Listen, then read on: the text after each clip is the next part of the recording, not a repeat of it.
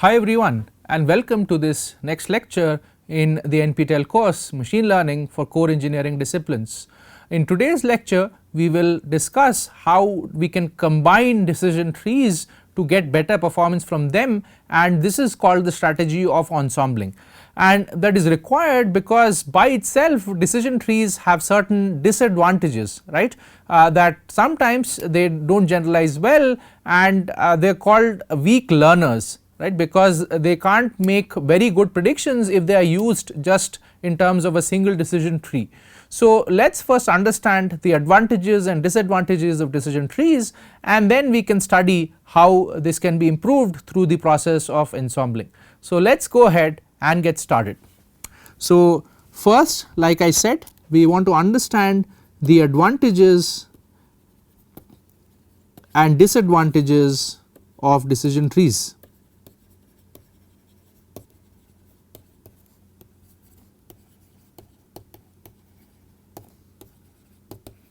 And then we will discuss how these advantages can be harnessed and how the disadvantages can be mitigated by the use of certain strategies. So if you look at advantages, there are a couple of very nice points. If you remember, a decision tree is simply a flowchart like structure, right. You ask questions at every stage, is this feature less than this value, then you go to this part of the tree, if the feature is larger than a certain value, go to the other part of the tree. So it is very logical. It is like how you may make decisions in your daily life, or if you are an engineer in a company in any of the core engineering disciplines, that is how you probably think. You think the kind of material that you want to use, should it be corrosion resistant or not. If you are using some kind of a semiconducting material in a semiconductor industry, you want to know what is the band gap of that material, what is the stability of that material, and then you keep on probing again and again till you reach the final answer. So it is a very logical progression as you go through a decision tree. So it is very highly interpretable why you made a certain prediction and why the target variable had the value that it eventually had. Okay. So the advantages are that a decision tree is very highly interpretable,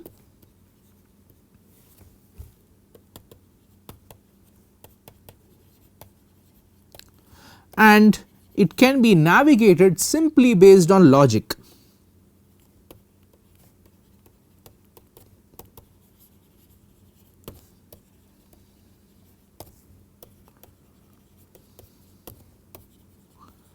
So that is a very nice feature for any machine learning model. If you can interpret, right, which feature has what effect and what is really happening as you go through the decision tree, that is very useful. Remember, in very complex machine learning models like deep learning and neural networks, this is not possible because there are so many hidden layers, so many nodes that in some sense the physical understanding of what happens is gone. So these are very highly interpretable, and that is a very good advantage. The other thing is that these are very computationally inexpensive.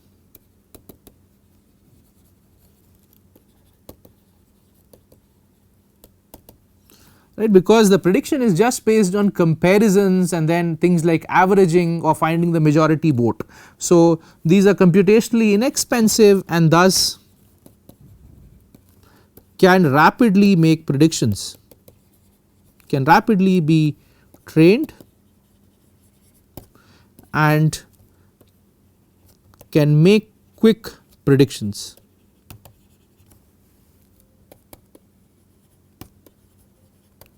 So this is all the good part of a decision tree, but as everything that happens for every good, there is something that may not work out to its benefit.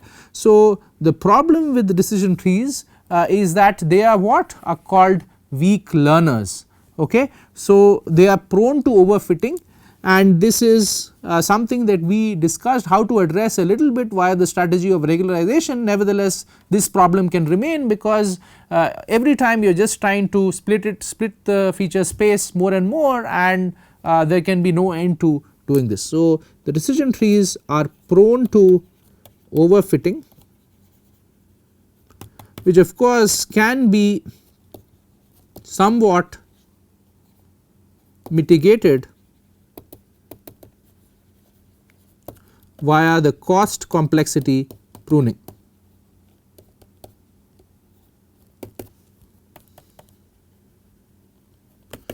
Okay, so this is one disadvantage of a decision tree. The other one that I briefly mentioned is that decision trees are what are called weak learners. So in many cases you see that especially in classification problems it is easy to see that sometimes decision tree are only as good as a 50-50 prediction, right. If you recall the concept of the area under the curve of a receiver operating characteristic, for a perfect model the AUC should be 1, and then if the area under the curve AUC is 0.5, then it is like a 50-50 prediction. So for many decision trees that is the range at which you are operating. So for a binary classification problem,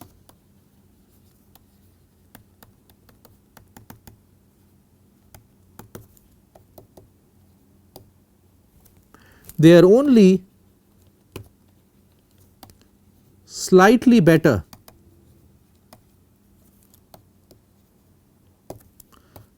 than a 50-50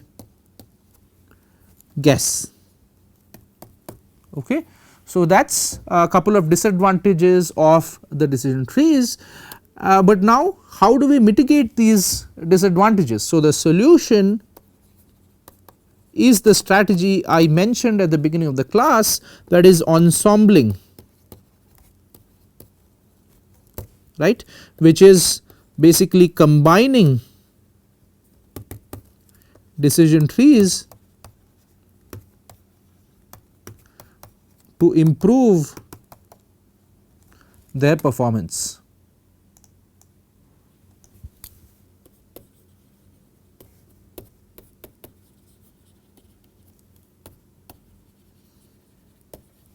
Okay, so you have an ensemble of trees, you have a collection of trees, and that helps you mitigate this performance by going for things like majority vote or averaging over the prediction of many trees. So essentially we put multiple trees together. So multiple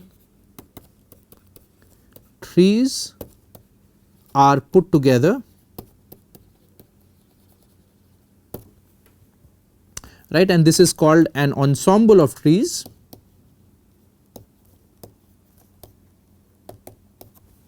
Right, to make a prediction.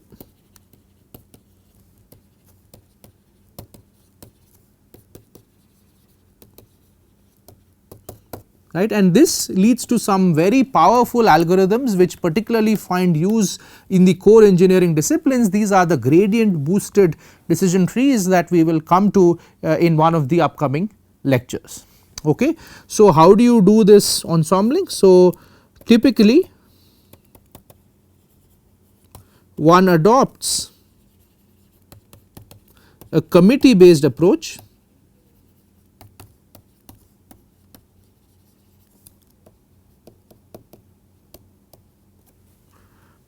by averaging over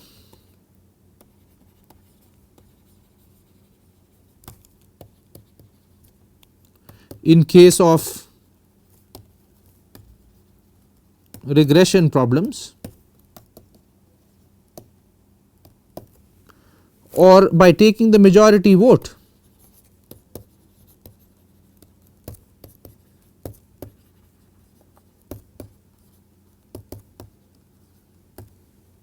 In case of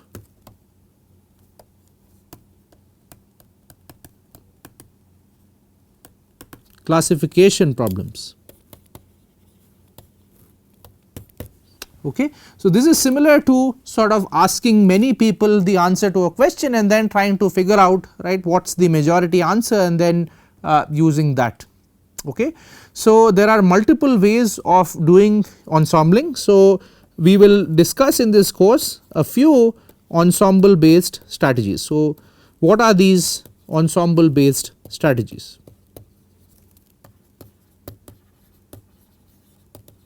So in particular we will discuss the concept of bagging, which is bootstrap aggregating, and this came about in the 1990s. So this is an approach that we will discuss, The other promising approach here is called random forests, and that was discussed in the year 2001.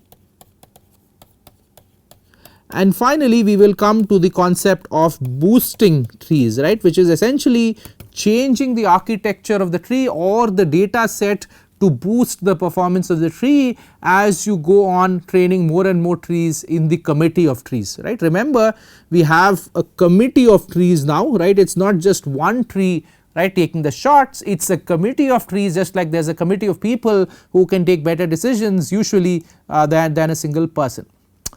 Alright, so the bagging approach led to random forests in 2001, and then boosting. There are a couple of types of boosting. There is something known as adaptive boosting, which is more about changing the weighting of the points, right, which points are considered in the loss function, right. So, to be able to predict better the points that were not really predicted well, and then gradient boosting, right, wherein the gradient of the loss function is involved in the training of further trees. Okay. So, these are the approaches that we will discuss: bagging, random forests, and boosting. And like I said, for problems in engineering where tabular data, right, is very common, right, you have a table of process conditions or operating conditions or properties of a material, properties of a device, of an object, of a process, and then you just try to, you want to make good predictions based on that tabular data. That is where these methods really shine and can outperform things like neural networks. And also a thing to remember is, in the core engineering disciplines, the availability of data may be limited. You may only be working with hundreds of data points or thousands of data points compared to millions of data points or billions, which often happens in case of deep neural networks or things like large language models or chatbots or computer vision, wherein you have so much data that you can use complex models like neural networks, right, like convolutional or recurrent or feed forward neural networks. But in engineering problems, many times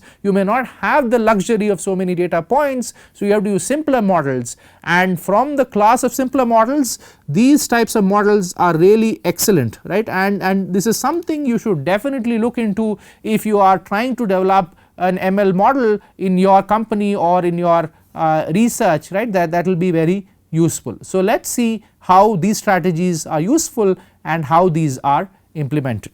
So, first we will discuss the concept of bagging, and like I said, bagging is sort of a combination of two words. So, bagging refers to the process of bootstrap aggregating.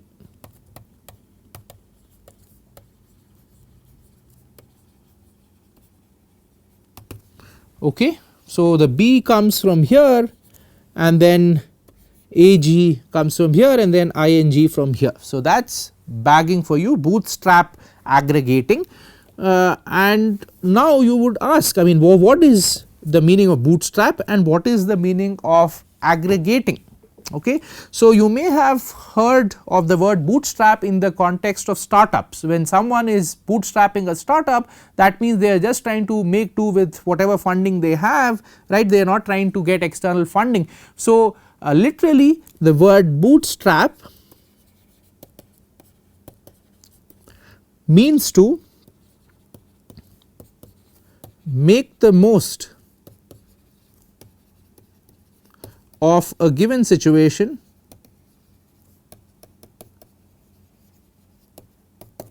with the available resources.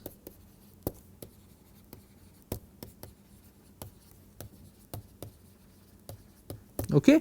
And this ties back to the point that I was trying to make, that in the core engineering disciplines you may not have the luxury of a lot of data. So, you have to make the most of a given situation, which in this context means a small data set, right, with the available resources. So, in the context of ML, what does this mean, right? So, we said we have to make the most of a given situation with the available resources. So, what does this mean in the context of ML? It means that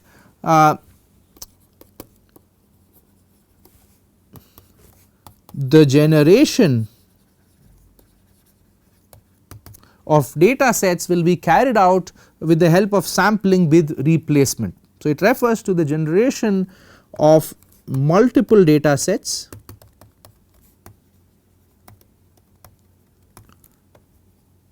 from the original data set.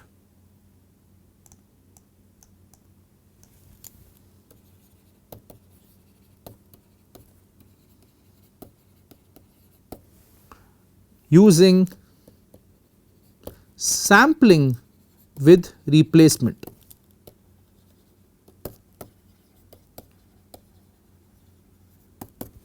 Okay. Now, this may sound very strange, right? You are sampling with replacement. So, that means that it is possible that you may pick the same point again and again from the data set. So, that may sound a bit counterintuitive and defeating the purpose of having a diverse training data set, but we will compute actually the probabilities associated with the selection of a point, and that will tell you why it is okay to do bootstrapping. So, this is what is meant by bootstrapping. It simply means to create multiple data sets from the available data using sampling with replacement. What does sampling with replacement mean? You take a point from the data set, you put it back. So, the next time you randomly select a point, it could be the same point or it could be a different point, right, but the crux of the matter is that you are sampling with replacement. Every time you have n data points and you just pick randomly one out of them. So, the chance of picking any given point is 1 over n again and again and again, and you do this n times to create data sets having the same size as the original data set. So, that is the process of bagging. Okay. So, now that is bootstrap, and in bagging, as you know, we also have to aggregate. So, the remaining part of the word is aggregating, and as the word tells you, aggregating means to combine or put together things. So, aggregating refers to combining or putting together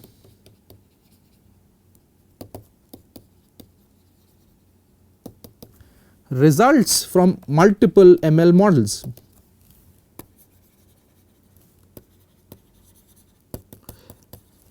ML models and typically decision trees. That is where aggregating is most commonly used, right. So, it thus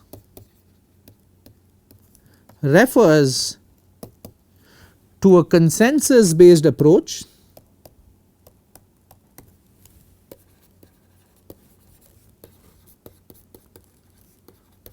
to making model predictions.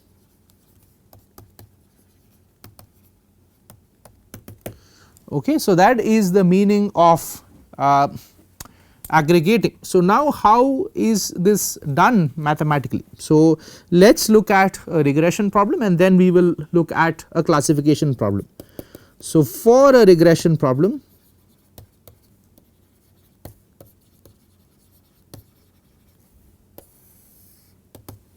right. So, you will have now a bag of decision trees. So, bagging results in a bag of trees, and the prediction of this bag for a given feature vector x, right. So, remember x is the feature vector, and this we are referring to the prediction of a bag of trees. That is how it is called. So, this is simply the average over the number of trees in the bag. So, small b I am going to use as the index of each tree, and then capital B is the number of trees in bagging, and then we just take the prediction of the bth tree, right, and sum over them, and that is how you get the average. So, capital B is the number of trees in bagging, okay, and B is the small b is the index of the trees. Okay, I hope this makes sense. You are simply taking the average prediction made by all the trees, right, used in bagging, and f hat b, that is referring to the prediction of the bth decision tree. So, this is the prediction of the bth decision tree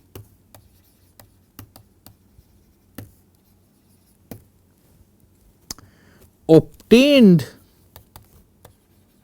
by training on data generated with replacement. So, obtained by training on random samples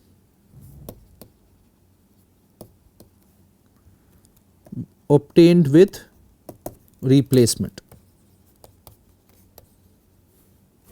Okay, so, that is what happens in a regression problem, and in a classification problem, as we had done earlier, you just take the majority vote, right, and that was true within a region of a decision tree, and that is also true when you average over multiple decision trees. So, for a classification problem,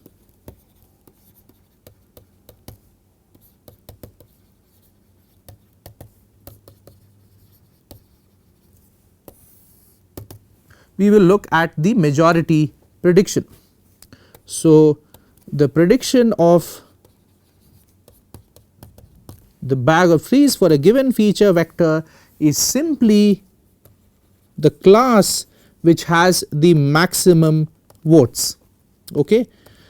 So, let us capital C denote the set of classes, and what you are going to do is just sum over all the trees, small b equals 1 to capital B, and you are going to just see which particular class gets the maximum prediction. Okay, so, this is just going to tell you the number of votes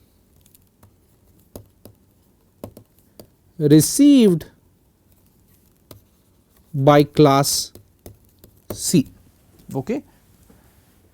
And then you are just seeing what is the class C out of the set of all classes that has received the maximum number of votes, right, across all the trees in the bag. So, that is the prediction of bagging in case of classification. Now, of course, you will ask how is this f hat predicted, and that is something you have already learnt, right. So, the f hat b of a feature vector x, that is simply the class that has received the maximum probability.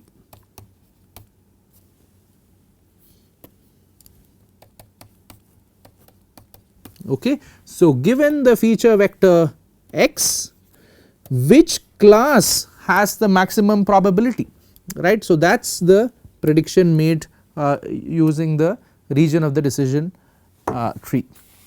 Okay. So, I hope this makes sense to you, and I mean there is a nicer way of writing it when it is for a binary classification. Here you are just counting the number of votes and looking at the maximum number of votes. Obviously, if you had just two classes, class 1 and class 2, the majority class would get votes more than b by 2. So, there is a nicer way of writing this for binary classification. So, for a binary classification problem,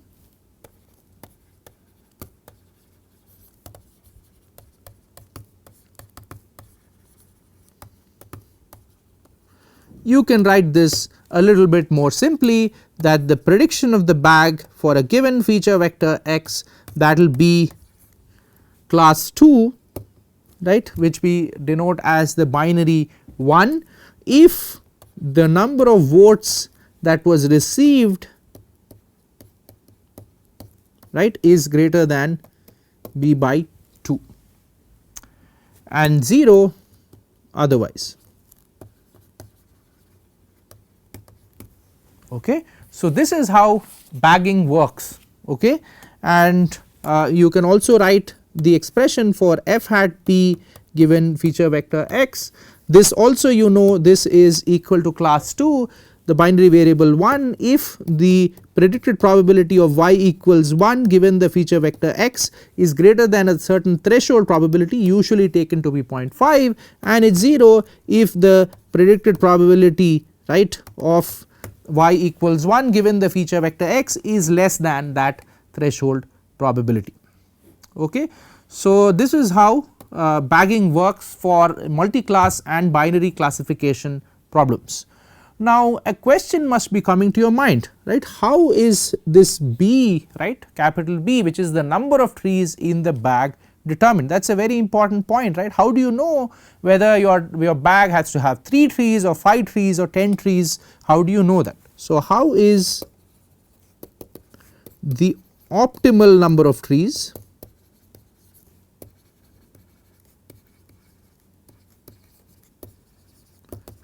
B determined? Okay. And this uses a concept known as the out of bag error estimate. So, let us try to understand that. So, the capital B is determined by a cross validation approach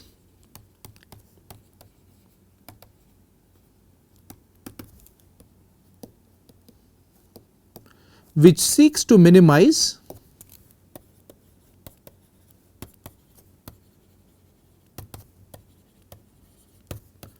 the out of bag OOB error estimate averaged over all the points.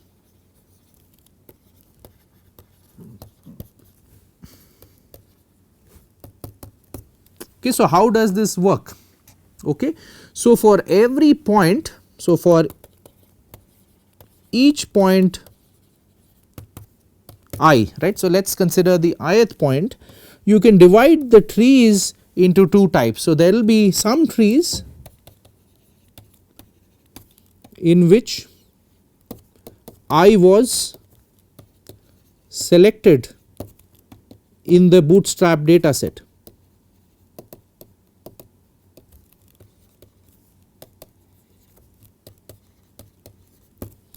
And then there will be trees in which I was not selected in the bootstrap data set.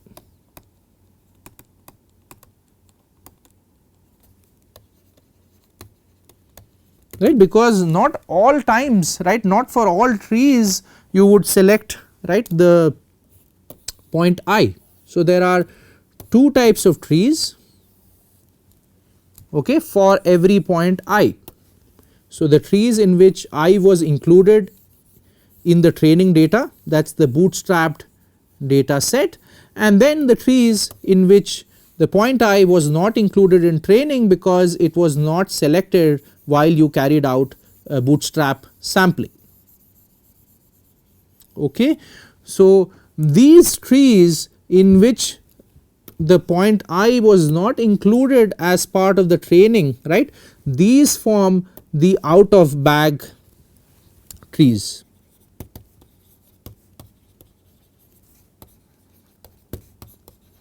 For point I. So, that is like unseen data. So, point I is unseen data for these trees.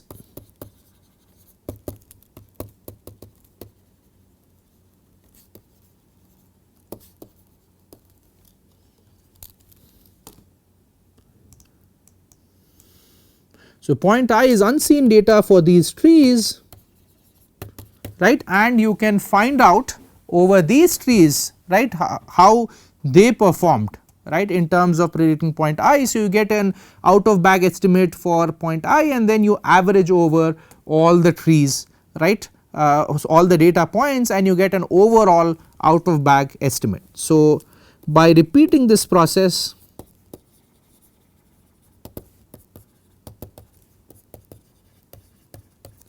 for all data points, one gets an average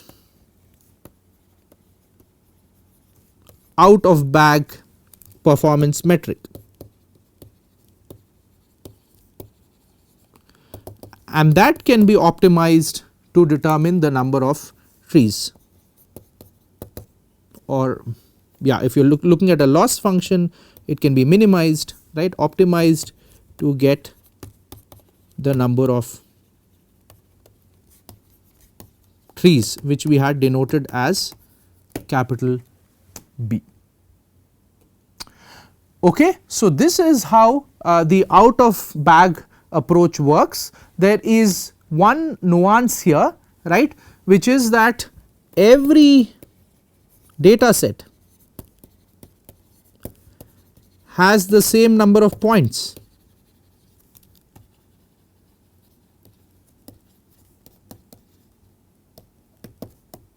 N. Okay, every data set has the same number of points n, right. Thus, n draws with replacement are required for generating a single bootstrap data set.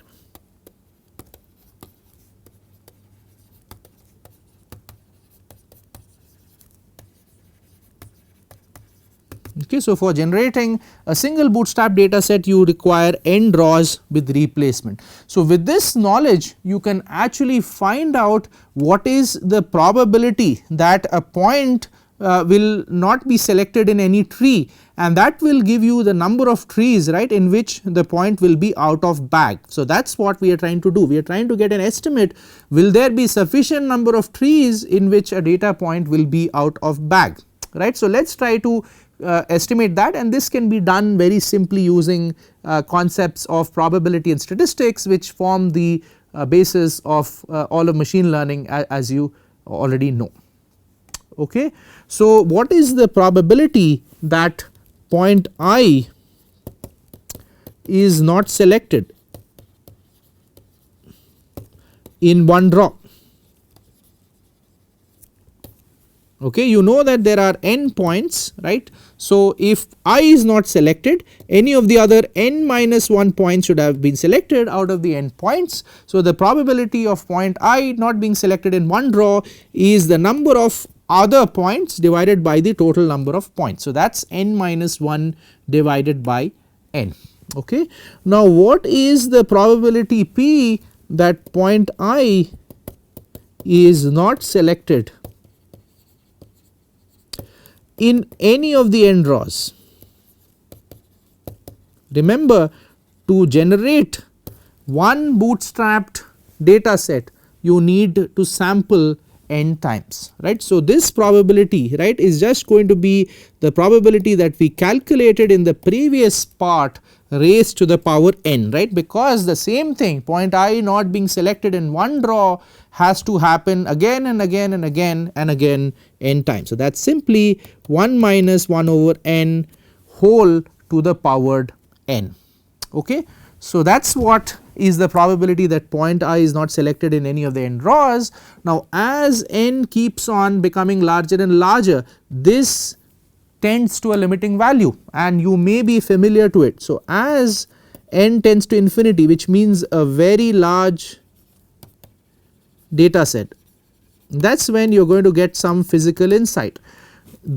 At that point, the probability that point I is not selected in any of the n draws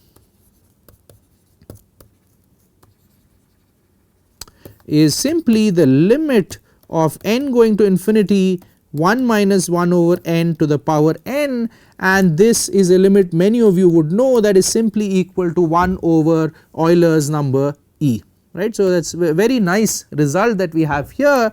So, this means that out of n data points, n by E are never selected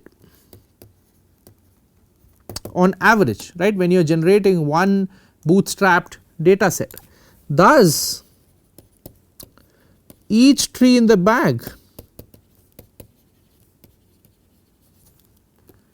will on average have n times 1 minus 1 over E. So, n minus n by E data points, and if you compute this number, this is actually 0.632 approximately. So, each tree in the bag will on average have n times 1 minus 1 by E data points, that is 63.2% of the data points. Okay. And the remaining 36.8% of the points will not be selected, and the particular tree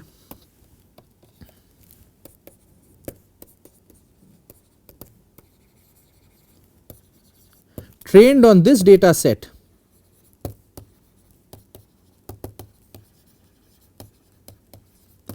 can give an out of bag estimate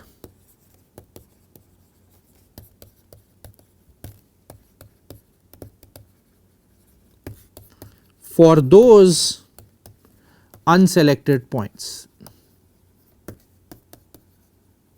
This is the reason why it is okay to do sampling with replacement, right. That is because when you have to sample so many number of times, you are able to get several points, right, which are not there in the training data, and you can evaluate the error, the out of bag error over those points, and then average it over to get an OOB estimate.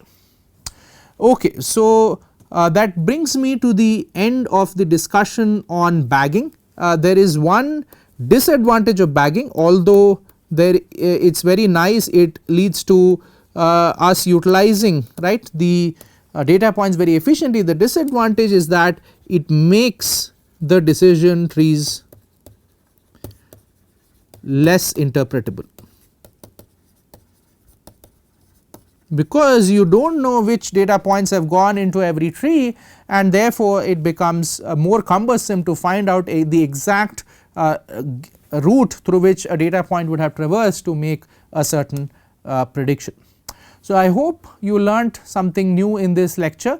We discussed the concept of bagging, which is an ensemble based strategy to improve the performance of ML models, and in the future lectures we will look at other ensembling strategies like random forests and boosting. So, I hope you will join me next time. Thank you.